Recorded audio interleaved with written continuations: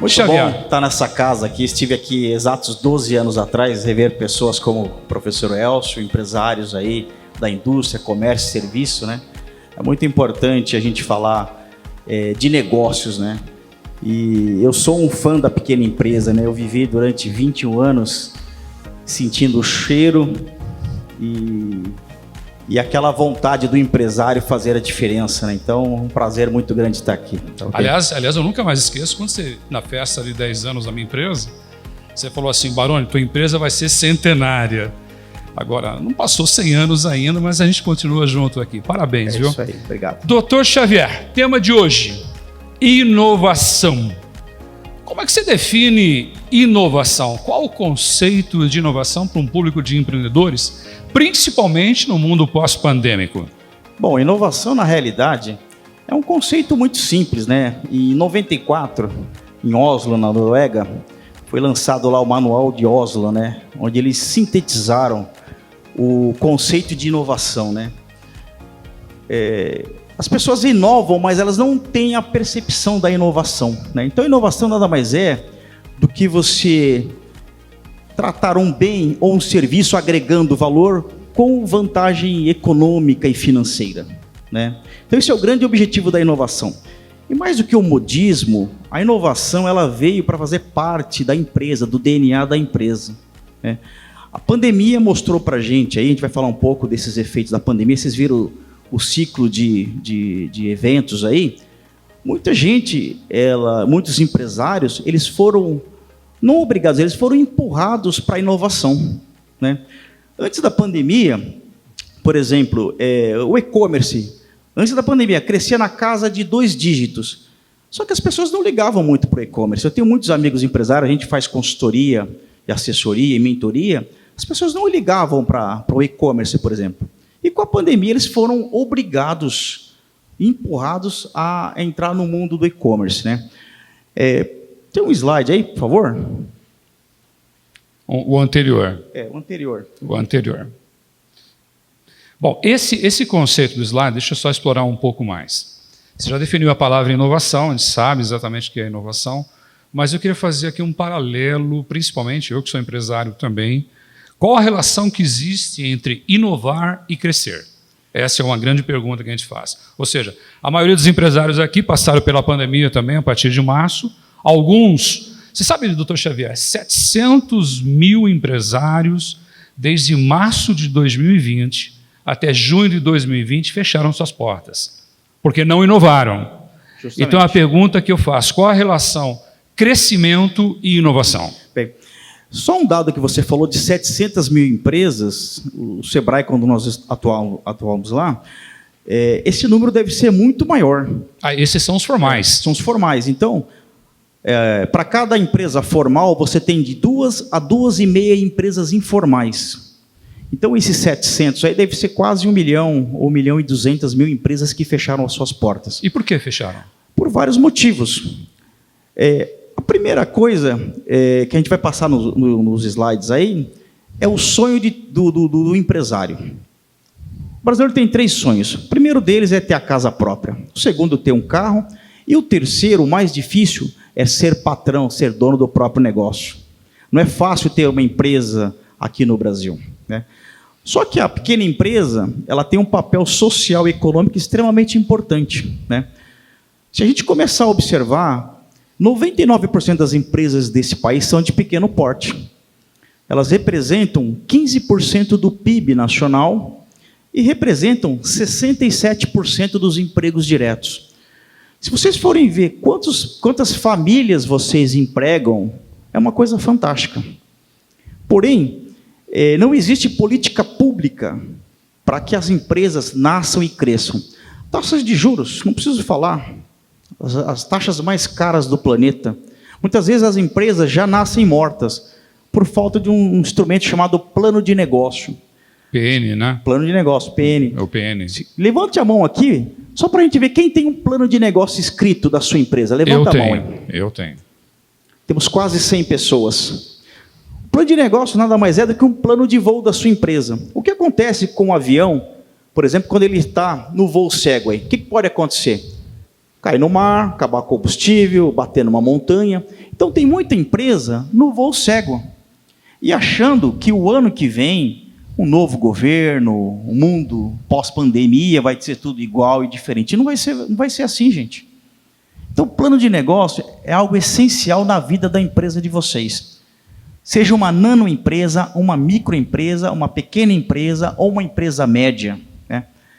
E, por outro lado também, as empresas grandes sofrem pela falta de organização e planejamento das empresas de pequeno porte. Porque vocês estão inseridos numa cadeia produtiva. Vocês fornecem direto e indiretamente para grandes empresas.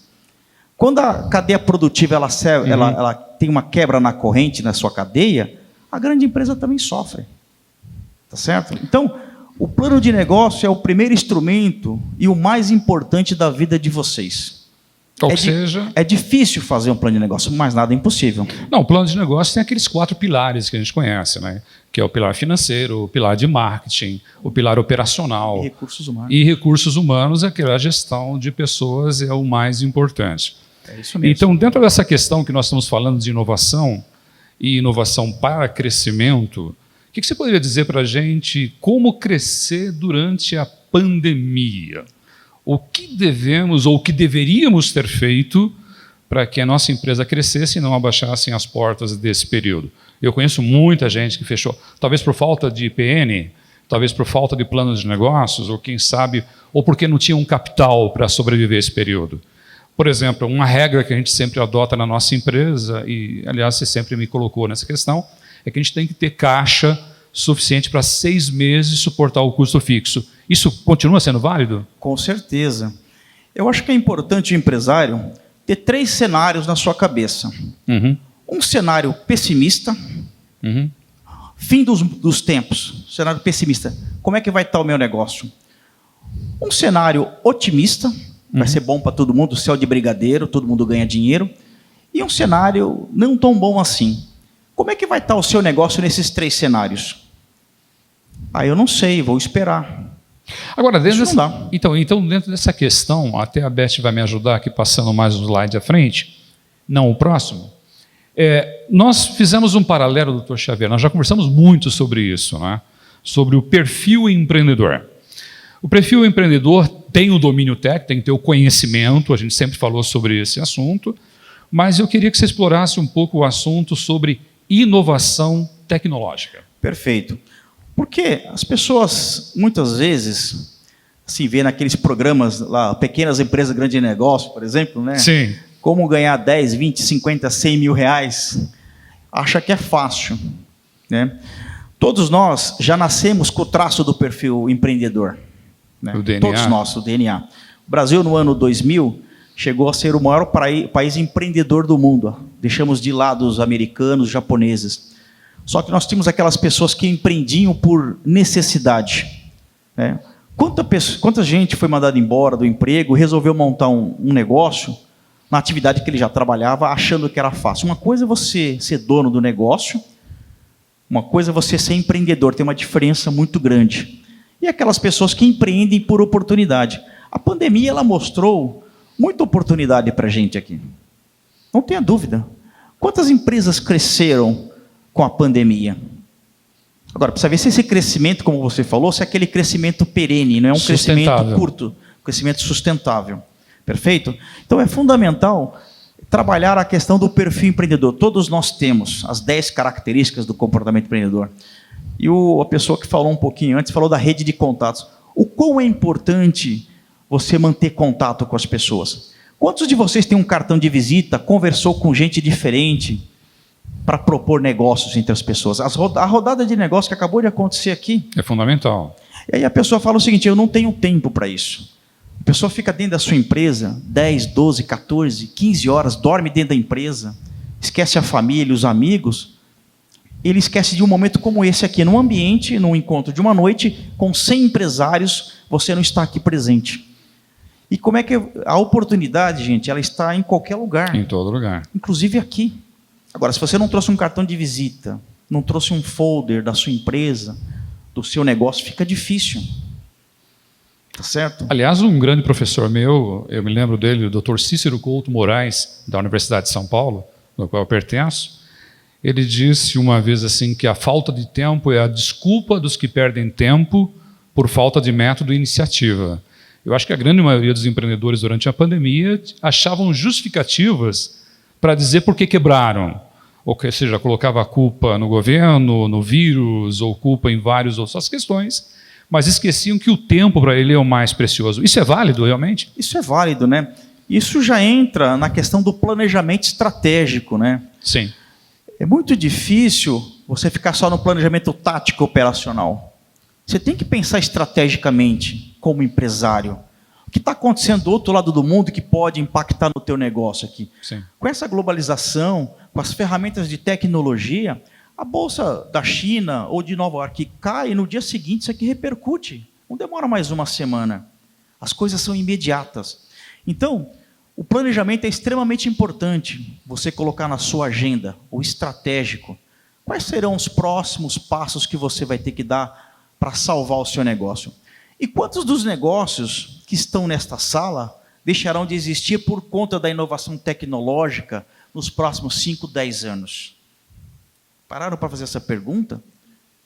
Que morra a empresa, menos o empreendedor. Aliás, tu me disse que no fórum, essa semana, ou minto, em maio de 2020, que haviam advogados que sequer tinham uma câmera digital. Isso é e verdade. Que mal tinham um contato dentro do Teams ou um relacionamento com as inovações tecnológicas. Isso continua ainda sendo válido também. Isso é verdade. Porque as pessoas acham que você investir em tecnologia é um gasto. Na realidade, não. Isso é um investimento. O escritório lá que a gente atua cresceu 30% na pandemia. A pandemia foi um sucesso para o escritório. Deve ter mais advogados. Vê que tem um escritório de advocacia aqui apoiando o evento. Sim. As audiências digitais vão continuar para o ano que vem. Não vai mudar. Tá certo? Agora, ou você está nesse mundo novo, como diz o Silvio Meira, né? Você vai ter que deixar a gambiarra digital. Ou você está no mundo tecnológico, mundo digital, ou você está fora. E você vai estar fora do mercado. Perfeito? Então, é extremamente importante. Então, quer dizer que, de uma certa forma, o empresário tem que gastar um dinheirinho para investir num servidor, em colocar um sistema operacional mais robusto, em investir em redes mais capacitadas, colocar os seus negócios na nuvem, trabalhar dentro do e-commerce. Perfeito. Ou seja, o digital é a realidade do século XXI. É a realidade. A gente não pode deixar de falar que uma contabilidade dentro do SPED, PIS, COFINS, SPED fiscal, entre outros, fazer isso na mão. Não existe mais isso. Isso não existe. Deve ter profissionais de ciências contábeis, aqui o professor Elcio. É tudo digital, acabou. Você vai precisar de um certificado digital para tudo. Porque o governo quer controlar. Isso é muito mais fácil. Quando a gente entrega a declaração do imposto de renda, depois de meia hora, já está tudo cruzado.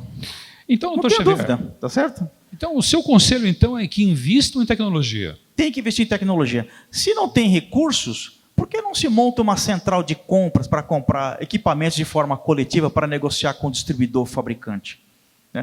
Nós ajudamos a montar as centrais de compras, os arranjos produtivos locais, os clusters. Esses modelos tem aqui no Brasil. Então, isso é plenamente possível, montar uma central de compras nas Boas Novas para tecnologia. Que pós-pandemia, quando tiver todo mundo vacinado, o mundo não vai voltar como antes, gente. Não se esqueça disso. E dentro do teu conceito que você está falando, que eu estou vendo, assim, que é fundamental, uma das características da ISO 9000, que a gente sabe muito bem, é a questão da pesquisa de satisfação e da melhoria contínua. Ou seja, se não houver investimento em tecnologia, essa melhoria contínua desaparece e a tendência dessa empresa é desaparecer. Então, nós podemos dizer que se a empresa hoje não investe efetivamente nisso, a vida dela está fadada a morrer nos próximos meses ou anos, vamos dizer. Porque o crescimento tecnológico ele é exponencial, a gente sabe muito bem. Ou seja, a cada 2 meses sai um sistema operacional novo, sai um software novo, entre outras questões. Isso não é só na área jurídica, pelo que eu estou entendendo. Todas as áreas. Todas as áreas. Inclusive agronegócios? Agronegócio também. Não tenha dúvida. Você pode falar um pouquinho sobre isso? Por exemplo, o Brasil é uma referência na agricultura no mundo. O Brasil incomoda muita gente. Eu tive a felicidade de conhecer a Embrapa, lá em Brasília. Para vocês terem uma ideia, 70% dos funcionários da Embrapa têm mestrado e doutorado. Se o Brasil é uma referência na exportação de soja, de açúcar, de gado, graças a uma empresa chamada Embrapa, né? Ou seja, a Embrapa exporta tecnologia, inclusive. Quando a gente começa a ver o produtor colhendo 3, 4 safras durante o ano, graças a um trabalho de tecnologia, de redução de custo nos insumos.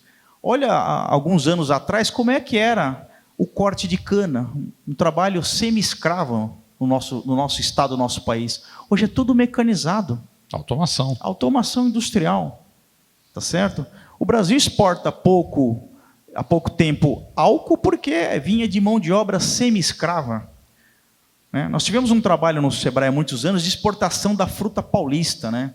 Nós levamos a fruta paulista para várias partes do mundo, através da certificação. Se não fosse a certificação, que é uma tecnologia, não teria exportação de fruta aqui de São Paulo. Uva, limão Tahiti, tá certo? Abacaxi, figo, entre outras frutas de São Paulo, graças à certificação, que é um trabalho de tecnologia.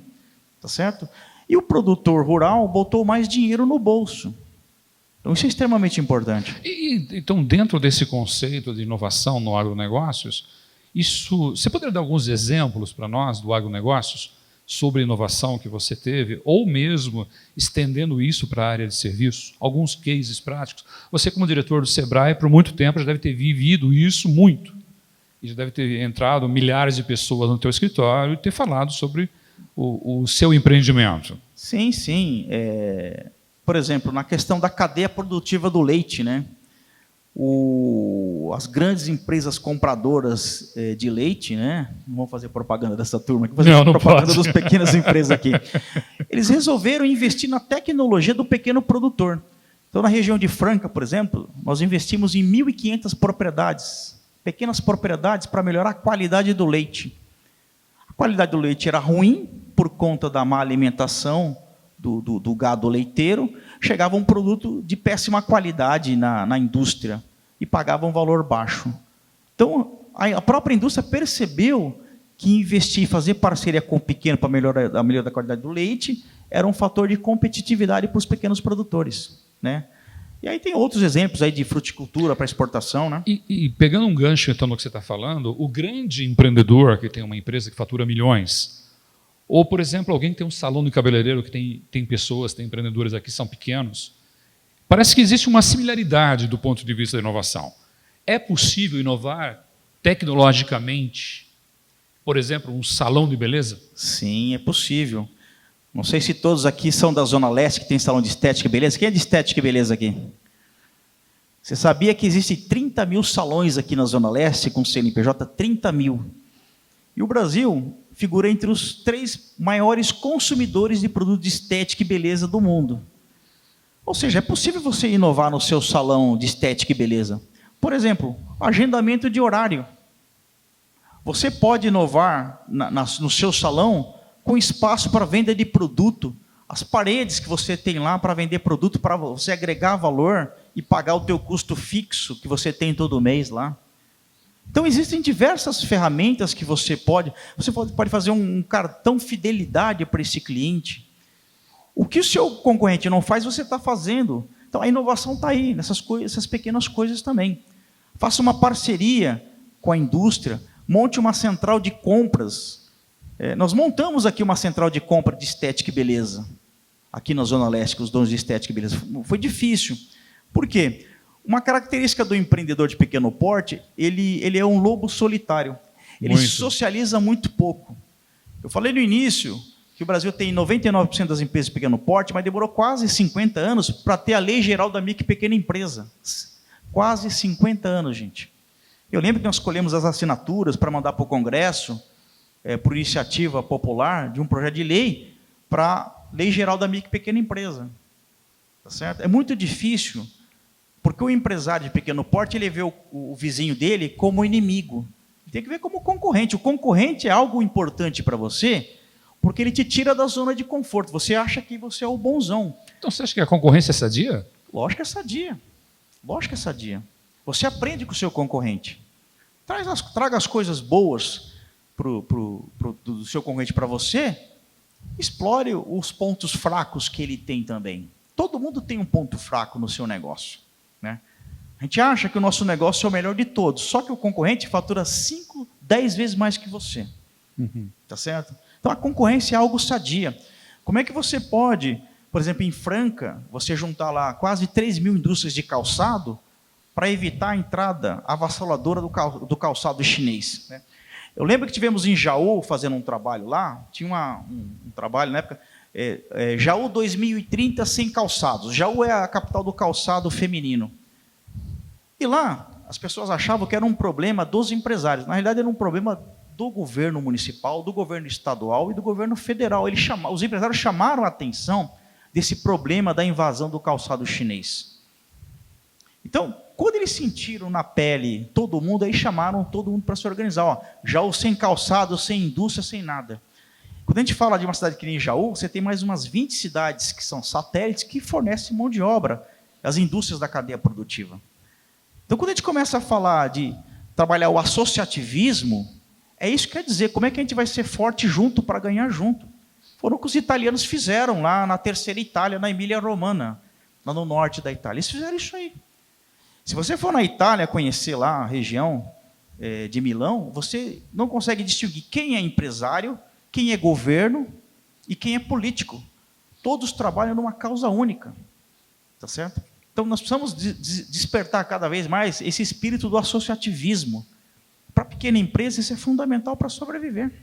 Então, você quer dizer que o concorrente, de uma certa forma, ou a nossa concorrência, ela é sadia do ponto de vista de crescimento? Eu posso dizer que isso é uma inovação? Pode, sim. Né? Enquanto os outros empresários de outras regiões não se unem, vocês se juntam aqui para fazer negócio juntos, como essa rodada de negócio, fazer compras coletivas. Né? Eu lembro uma vez na AgriShow, alguém, não sei se já foi na AgriShow, a AgriShow é uma das maiores feiras da agricultura do mundo, e aquelas máquinas da John Deere, aquelas colheitadeiras que custam 2, 3 milhões, aquilo é um sonho do produtor. Mas por que não juntar aí 50, 100 produtores para comprar uma máquina daquela em consórcio para que todos consigam usar? Então, nós conseguimos fazer esse tipo de atividade lá. Porque é o seguinte, a grande tendência no futuro é as regiões serem competitivas.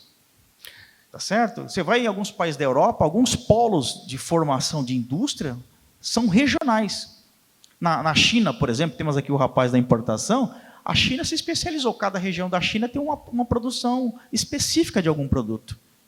Tá certo? Por isso que eles são competitivos. Eles trazem toda a cadeia produtiva perto deles. Isso é um conceito para você reduzir custo. Agora você pega, por exemplo, aqui, as peças saem de São Paulo, vão lá para Manaus para serem montadas e voltam para cá. Olha o custo de transporte disso. Que absurdo um negócio desse, né? Se é quando vai lá a mercadoria, só não é quando vai só a nota fiscal, né? Tá certo? Inovar é trabalhar no visual? Com certeza também. Agora eu pergunto uma coisa. Quantos de vocês têm um cadastro de clientes? Conhece o cliente de verdade? Se ele é casado, ele mora.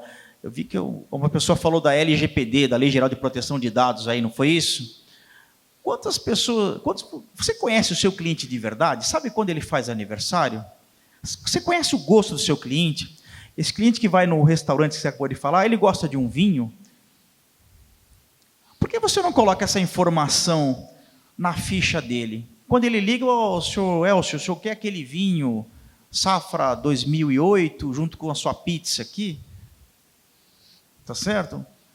Eu lembro de uma pizzaria aqui no Tatuapé, não vou citar o nome. Eu acho que eu sei qual que é. Ele tinha 4 mil clientes. Ele foi nos procurar e disse que ele precisava aumentar as vendas. Fizemos uma pergunta. Você tem 4 mil clientes. Como você trata a base de dados desses seus clientes aí? Na sexta-feira, você costuma se antecipar a ligar para esse cliente? Ele sabe que ele gosta de uma pizza de pepperoni, com borda de catupiry, e gosta daquele vinho tinto ou vinho branco? Eu não sei. Ele tem a base de dados lá. Agora, adianta ter a informação se você não sabe trabalhar essa informação para você gerar o negócio para você? Né? E como foi falado aqui também, por conta da tecnologia, a gente acabou se afastando das pessoas. Né? Tem que perguntar para as pessoas. Né? Relacionamento. Relacionamento é extremamente importante. Porque Porque você faz negócio se relacionando, né? Agora você pega esses robôs disparando um monte de ligação, fazendo contato e acabou o relacionamento humano. Não se esqueça que a confiança é extremamente importante. Tá certo? Então, a questão de pegar o telefone e falar alô ainda é insubstituível. Sim. Do que de um spam, de uma outra Sim. coisa, que talvez isso não funciona. Aliás, eu pensei que da pizzaria que você ia falar era aquela do Sebrae, do Empretec, em que ele inovou a pizzaria dele. Aliás, o Dr. Xavier foi o mentor dele, em que ele percebeu que na pizzaria dele tinha muitas crianças. E dessas crianças, ele lembra muito bem que quando os motoboys iam entregar aos pizzaiolos, percebia que tinha muita criança recebendo. Então ele se vestiu de tartaruga ninja, você lembra disso? Lembro disso. Então ele falava assim, o tartaruga ninja chegou, o faturamento dele triplicou, se tornou uma das maiores pizzarias, vamos dizer, daqui do Tatuapé. Aliás, tu foi o mentor dele, eu me lembro muito bem disso. Agora, doutor Xavier, mais uma pergunta. Essa pergunta tem a ver com a indústria. Aqui temos industriais também, que fabricam. Como sobreviver e como inovar a indústria? Esse é o grande desafio, né? Porque não se esqueça que nós exportamos impostos, né? Ah, sim. Exportamos impostos. Agora, Posso falar os impostos? Claro, pode. Olha, pessoal, vamos lá? PIS, COFINS, ICMS, IPI, FGTS, INSS, ISS, TILIF. Ok? Esqueceu algum, doutor? Imposto de renda e contribuição social. É isso daí. É isso aí. Bom, a primeira questão é assim, é você olhar para a sua indústria e ver qual é a tecnologia que falta para ela. É a primeira grande coisa. Porque muitas vezes o maquinário ultrapassado, você não vai conseguir ser competitivo. Tá certo? A primeira grande coisa, você olhar a sua fábrica de fora para dentro. Eu estava conversando com ele aqui, e muitas vezes as empresas deixaram de produzir e viraram importadoras. Eu conheço vários aqui na Zona Leste que fizeram isso aí, porque não tinha condições de competir com a indústria chinesa. Então, lembra que eu falei, o objetivo do empresário qual que é? Não é ganhar dinheiro, gente? Sim. Para ganhar dinheiro. Agora, você vai afundar junto com a sua indústria? Não, ele resolveu, ele parou de produzir e virou um importador, distribuidor com exclusividade aqui no Brasil. Está ganhando muito dinheiro. Não adianta malhar em ferro frio. Não adianta. Né? Agora, é olhar para as tecnologias que a sua indústria tem. E talvez, se for uma pequena indústria, atuar em nichos específicos de mercado. Né? Por exemplo, atendemos uma indústria aqui no Tatuapé. Ele entrou no mercado que o chinês não consegue ter escala. Ele produz peças de reposição. Ou seja, o chinês ele compete no volume e no preço, só que eles estão começando a chegar na qualidade também. Então, esse empresário da indústria, o que ele fez? Um nicho de mercado que ele produz pouca quantidade para diversas empresas, produtos sob encomenda. Ou seja, ele achou um nicho específico de atuação. Isso pode ser uma saída, atuar em nichos específicos. Né? Okay? Muito bom. E tem um detalhe, só para a gente pegar esse gancho também, eu tenho mais duas perguntas. Nós temos aqui candidatos a empresários. Qual o conselho que você daria para esses candidatos a empresário no mundo pós-pandêmico? Bom, a primeira coisa é estudar o mercado que você vai atuar.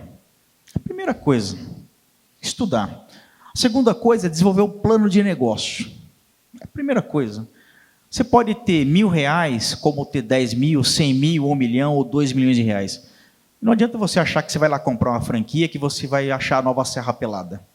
Bobagem. Então, a primeira coisa, vai estudar o mercado que você vai atuar. Em primeiro lugar, esse mercado daqui 5, 10 anos, vale a pena esse investimento, esse aporte de capital? E desenvolver o plano de negócio. São coisas fundamentais. E se capacitar e se qualificar. O que você aprendeu há 1, 2, 3 anos atrás, não serve mais para nada. E o ano que vem para pior ainda. Aliás, tá, Peter Drucker, que é o pai da administração, em 99, numa palestra dele de Harvard, ele ainda disse o seguinte: quem aqui é da turma de 99 para trás? 800 pessoas levantaram a mão. Joguem todos os livros fora, porque já não vale mais absolutamente nada. Isso é válido aqui no Brasil? Isso é válido, gente. olha as transformações da sociedade, os jovens no mercado de consumo, né? E tem uma fatia fantástica. Eu lembro de uma pesquisa que foi feita. Olha como o segmento de estética e beleza cresceu desde 2015. Não é de agora, hein, essa explosão. Desde 2015, estética e beleza, culto ao corpo, as academias, pet shopping, gente. Tem mais pet shopping do que drogaria em São Paulo. Lembre-se que a Constituição de 88, o homem deixou de ser cabeça do casal, a mulher foi para o mercado de trabalho. Tá certo? Tem muitas pessoas que preferem ter um pet do que ter filho. Não é verdade? Agora, aí você fala, tem pet shopping que o cara racha de ganhar dinheiro e tem outros passando necessidade lá. O que acontece com um e outro? Uma pergunta.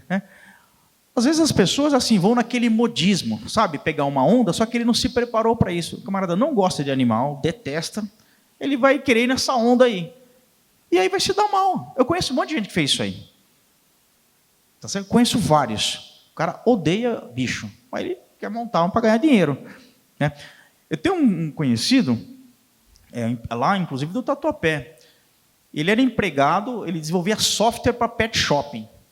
Ele que fazia o software. Ele resolveu empreender, ele tinha um medo danado. Então ele bota qualquer loja de varejo de shopping no ar aqui do Tatuapé, em qualquer lugar do país. Cresceu gigantesco um negócio desse.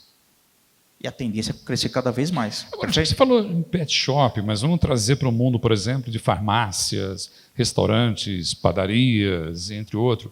O que leva um cliente a entrar numa padaria A e 20 metros depois não entrar naquele? Ou o que leva eu entrar naquele salão de cabeleireiro e no outro não entrar? Então, padaria, por exemplo. Não sei se tem dono de padaria aqui. Padaria que só vende pão, está fadada a desaparecer. É uma boutique de pães. Uma variedade de coisas que você pode comprar numa padaria. Tá certo? Agora, o que leva, assim, uma vitrine, a iluminação. Eu fui numa padaria, fizemos uma vez um trabalho com a padaria, com a Bong Alimentos aqui na Zona Leste, 160 padarias. Tinha dono de padaria que deixava as luzes apagadas durante o dia para economizar energia elétrica. Como é que você vai ver o produto? Dá uma mão de tinta na loja, na padaria dele. Processo produtivo totalmente obsoleto, né? A gente aprendeu com um saco de farinha, se o dono da padaria não fizer 1.200 pães, ele está perdendo dinheiro. Você está entendendo? Tem muita padaria com forno ainda a lenha, né? Tá certo? E aí, usando todo tipo de matéria-prima, madeira roubada, clandestina, etc. Tá certo? E hoje o consumidor fica de olho nisso. Então, o que leva uma pessoa a entrar numa padaria bonita, agradável, um ambiente limpo, numa padaria que está largada há mais de 30 anos? Então, mais uma vez, relaciona, e mais uma vez é um paralelo, que a inovação continua no relacionamento. Relacionamento. E isso é tudo, praticamente. E o visual merchandising, gente, é uma grande tecnologia também. O visual da loja, isso é importantíssimo.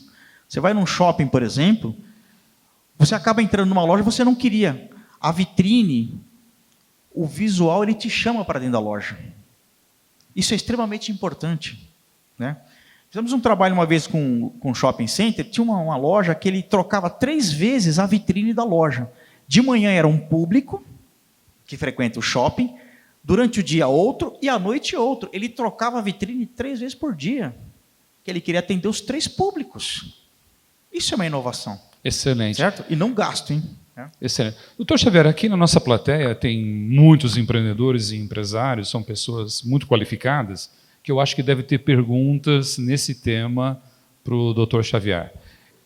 Primeiro, as redes sociais em relação aos negócios, serviço, comércio, indústria, e um pouquinho dessa nova tecnologia que está chegando no metaverso, né? O metaverso, que vai trazer um ambiente virtual para os negócios. O senhor poderia falar um pouquinho? Claro. Ô Marcos, o que você faz? Eu sou assessor de investimento, trabalho com investimentos. Investimentos? Isso, sou credenciado a XP Investimentos. Pô, maravilha. Bom, as redes sociais têm um papel fundamental, né?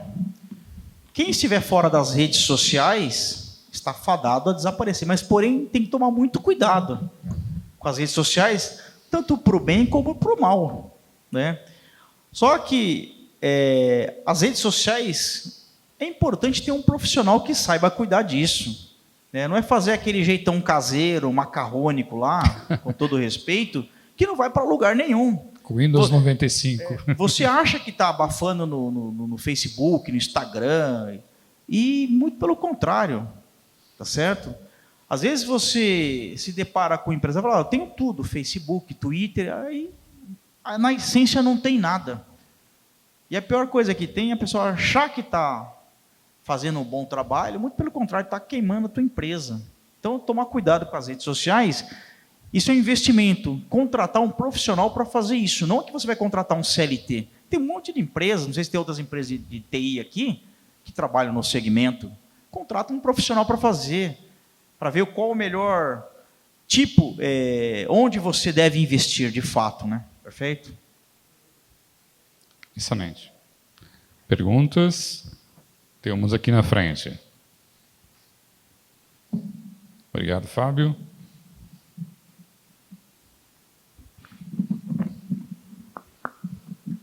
Boa noite, doutor. É um prazer tê-lo aqui conosco. Boa noite. A minha pergunta é sobre o desenvolvimento humano. O nome do senhor qual é? Meu nome é João. João, o que o senhor faz, João? Eu tenho uma consultoria de desenvolvimento humano e profissional. Pô, maravilha, hein? Falando do desenvolvimento humano, quando a gente fala em inovação, nós falamos na preocupação do ser em desenvolver essa habilidade, né? Hoje nós estamos tendo conhecimento aqui da inovação para que nós possamos desenvolver uma habilidade e precisamos ter a atitude para colocar isso na prática, né? E a fé, fazendo o chafé que nós aprendemos aqui. Chafé. A fé que move montanhas, né? Nós temos hoje, doutor, números dessa busca do brasileiro por essa inovação de uma forma proativa. Existe essa estatística hoje? Essa que é a minha pergunta. Se nós temos um panorama palpável de como está a evolução do brasileiro em busca de uma inovação sustentável para o seu negócio e para a sua própria vida. Bom, eu desconheço pesquisa nesse sentido, né? O aspecto dos recursos humanos foi jogado lá para escanteio, né? Se falou muito em aumento de produtividade, fazer mais com menos, e uma série de coisas. E esqueceu da formação humana nas empresas, né? Então, a gente observa aí, o escritório também trabalha na área previdenciária, o que tem de pessoas afastadas por problema de depressão e assédio moral nas empresas é uma coisa incrível, né? Inclusive, tomem cuidado que o INSS está pensando numa ação chamada direito de regresso contra as pessoas afastadas e aposentadas por conta de assédio profissional, sexual e uma série de coisas, moral. E problemas de depressão. Viu? Uhum. Então, assim, eu acho que está na hora de a gente começar a olhar um pouco mais o lado humano das empresas, né? O ser humano não é só uma máquina, né? Ver o lado humano disso aí, né? Então, eu acho que eu desconheço estatística nesse sentido aí, né? Mas é importante você se aprofundar nessa questão, fazer um diagnóstico sobre o perfil do recurso humano das empresas. Por que não? Um negócio interessante para você ver isso aí. Quantas pessoas são afastadas do ambiente de trabalho por uma série de problemas, né? Então, nós esquecemos um pouco esse lado humano. E, pós-pandemia, quantas pessoas estão fadadas aí por conta de isolamento, suicídios, né, gente? Então, isso é uma questão... Pessoas que perderam famílias inteiras, entes queridos com a pandemia. Como é que essas pessoas estão? Será que ele está apto para voltar a trabalhar e voltar à rotina, você cobrar meta, aumentar 15%, 20%, 30%? Se você não quer fazer, tem mais 10 no seu lugar, você que se vira. É assim. Então, precisamos começar a olhar um pouco mais o lado da pessoa, né? Você entendeu? E uma coisa que a gente aprendeu lá, assim, nós montamos e construímos uma empresa para ser feliz, não para morrer do coração, ter pressão alta, ficar acima do peso, não é verdade? Ter problema de coração. A gente abre uma empresa para ser feliz, gente, não é verdade? Certo? A gente sabe que não é fácil tocar uma empresa, né? Então, começar a olhar um pouco mais a pessoa, né? Perfeito? Aliás, sempre me perguntaram, né? Por que você quer ter uma empresa? A maioria fala para ser milionário, mas não é bem por aí. Se não tiver o amor ao negócio e você entender que você está tendo um papel social, as coisas não andam. Aliás, olha só que interessante, a gente já aprendeu hoje 3. A palavra relacionamento, plano de negócios, né? Que insistiu bastante, e inovação tecnológica. Guarda esses 3 conceitos. Estratégia. Doutor. Grande prazer em revê-lo, né? Uma grande satisfação escutar todo o seu cabedal aí, todo o seu conhecimento aí. Minha pergunta é a seguinte... Quem é o senhor mesmo? Desculpa. Sou Elcio, hoje da LS Contabilidade Estratégica. Né? Quantos anos, Elcio, empresa, hein? Quantos anos? Nós temos já 50 anos de empresa. Que maravilha, parabéns, hein? Aliás, a maior empresa de contabilidade de São Paulo. Maravilha. Uma delas, né? Ele é modesto.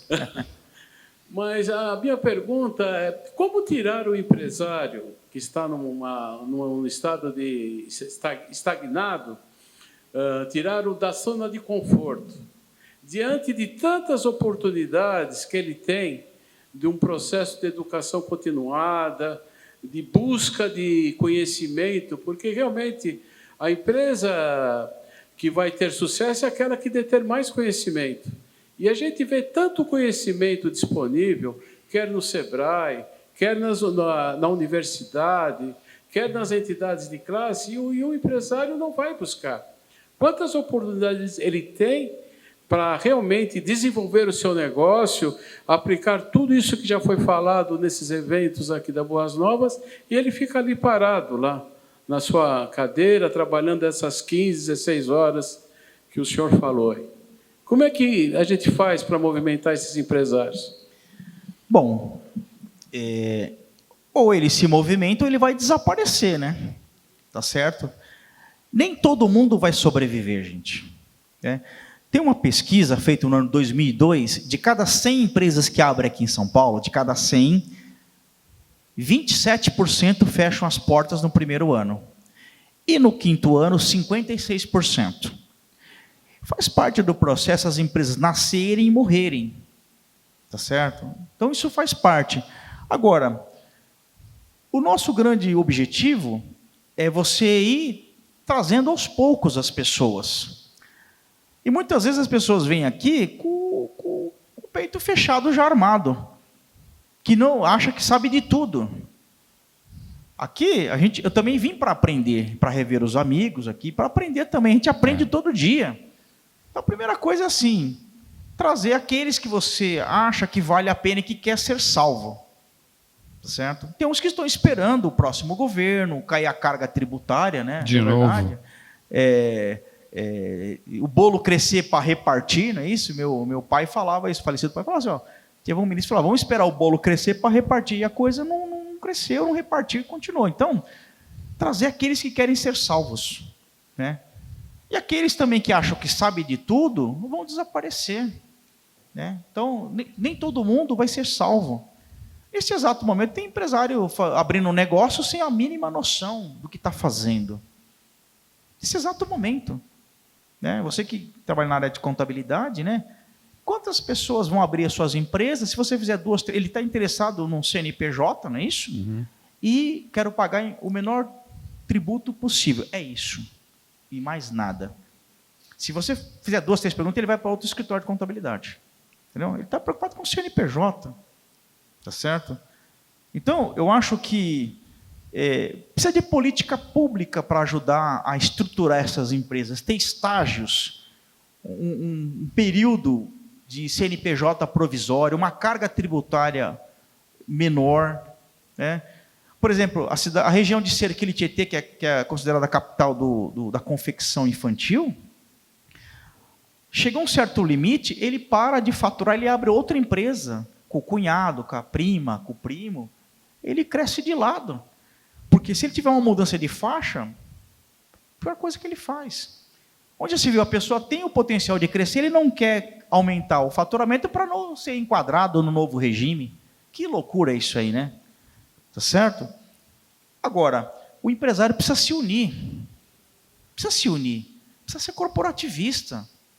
Precisa ter isso aí. Porque se você não tiver pessoas que representam você, não estou aqui falando de política, alguém vai dar uma canetada para vocês. Uma reforma tributária. Há quantos anos se fala de uma reforma tributária nesse país aqui?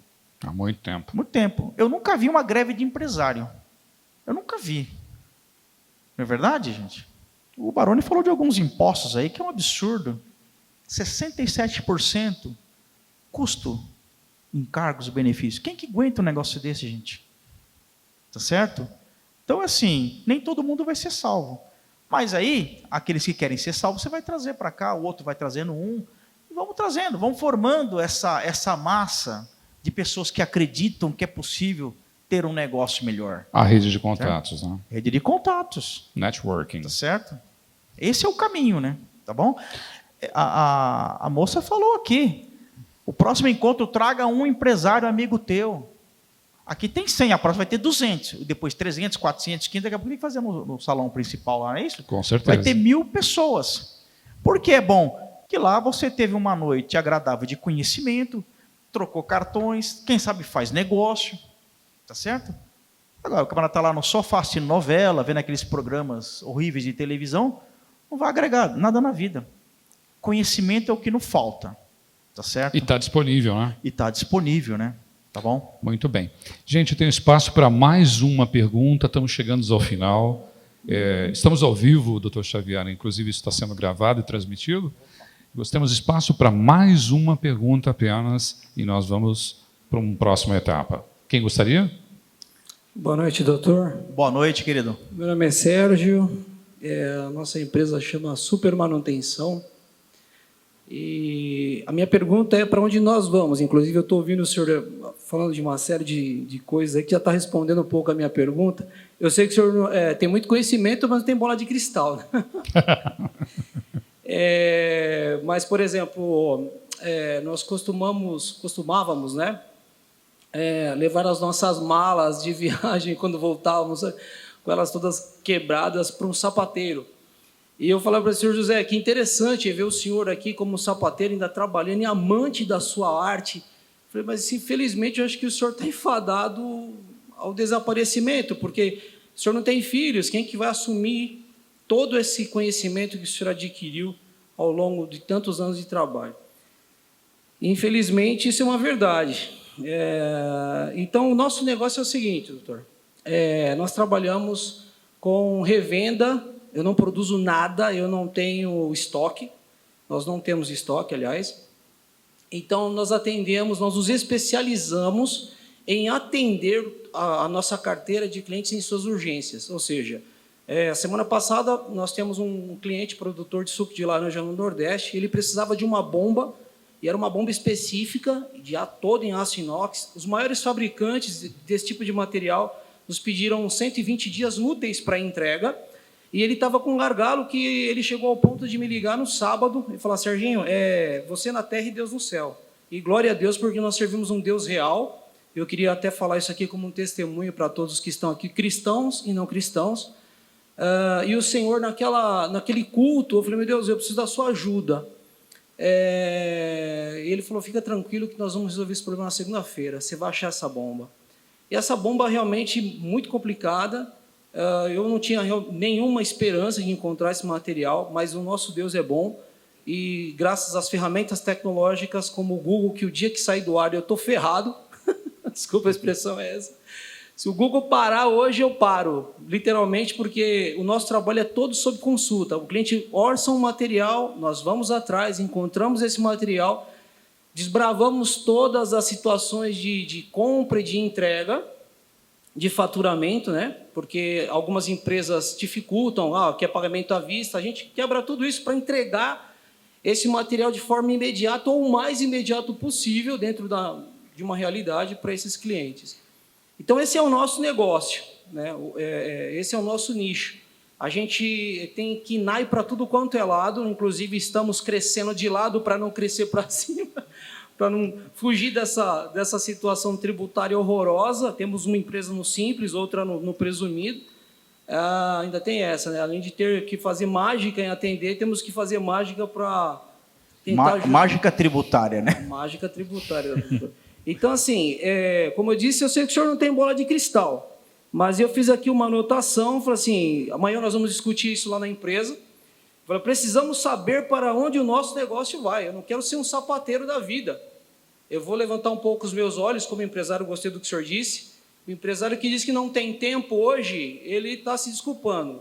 Graças a Deus, eu fiquei feliz com a sua resposta, porque eu sou o cara que... Eu vou para a rua, eu tenho tempo para o que você quiser. Eu procuro novas perspectivas de negócio, saio na rua mesmo. Às vezes vou fazer compra para ver o que o meu fornecedor ou distribuidor tem para que eu amplie a minha visão de negócio, né? Mas uma empresa como essa, doutor, como o senhor disse aí, que tem empresas que se especificaram em nichos específicos, né? Para fugir da China, lutar contra a China. Para onde nós iremos? O senhor tem alguma perspectiva dentro de tanto conhecimento aí que o senhor já expôs aí? Você tem que olhar um pouquinho aí o cenário político, né? O cenário político afeta direto e indiretamente a vida de todos nós, inclusive a vida de vocês, né? A gente vai ter aí uma indefinição política, não vai ter reformas, grandes reformas profundas para reduzir o custo do país, o custo que nós pagamos, isso não vai ter, ninguém vai aprovar medidas indigestas no ano de eleição, então esquece, reforma tributária, a substituição tributária, por exemplo, será que vem, não? Esquece isso aí, pode esquecer, isso aí ninguém quer perder, você está entendendo?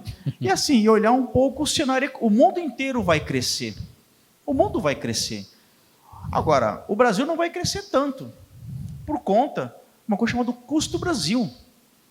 Né? Pois é. Tá certo? E a gente está acompanhando essas falcatruas para pagar a conta.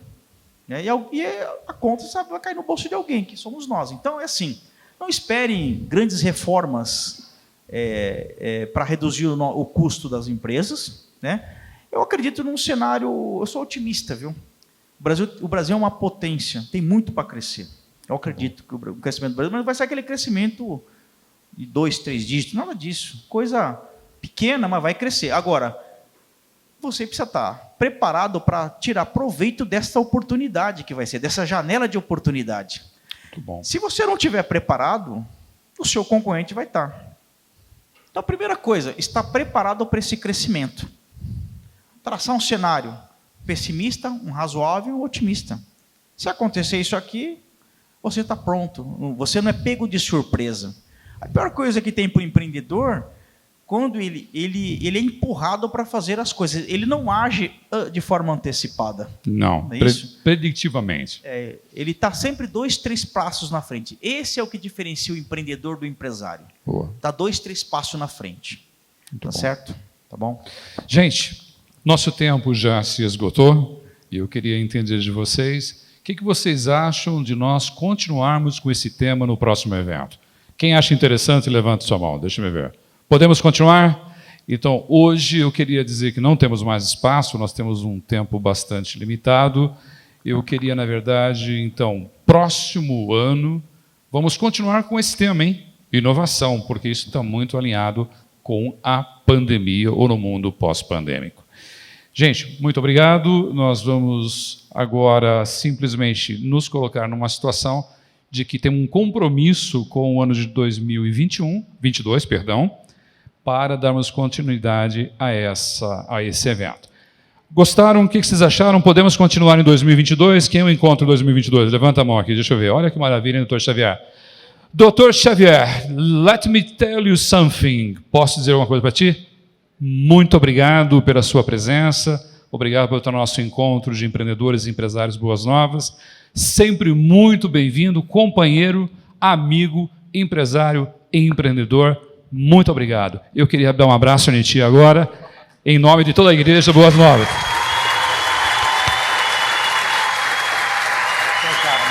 Você é o cara. Gente, obrigado, doutor Xavier. Obrigado a todos e boa noite. Obrigado, doutor. A Lídia tem um